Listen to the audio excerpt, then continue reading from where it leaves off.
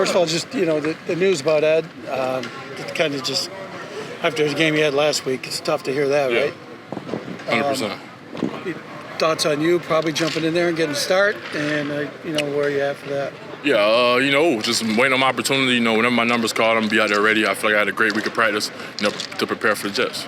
What was it like after the summer, getting all the practice reps to go out there when the bullets are flying in a live game? And how important were those 16 snaps in that game for you? Oh, they were extremely important. In this league and in this football in general, the first thing I learned when I got into the game was everything. A lot of things come with reps and experience. So, just getting out there, getting my feet wet, just doing what I could in those limited reps, I feel like it's going to help me in the long run.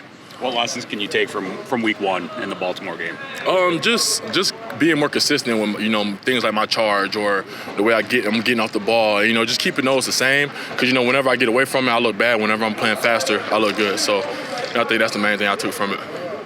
When you look at this Jets team and the challenges they present, similar to Baltimore in some ways, what do you guys have to do up front to be able to contain Justin and Breece Hall in the run game especially? Yeah, we know those guys. They ran the ball like about 40 times last week, so it's going to be a big part of their game, coming this week. They put up about 32 points. So, if they feel like, they had success with it, and, coming against us, they probably watched the game last week and feel like, they have success against us as well.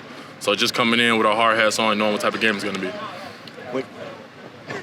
When you have an opportunity like this for, a jump in playing time, you're going to be relied upon more out there.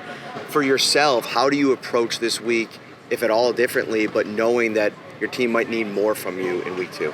I think you just approach it with the same mindset, coming out here, play your best, put your best foot forward, and, just take everything you've done throughout the week, and put it on display in the game. I don't think it's too much to overthink.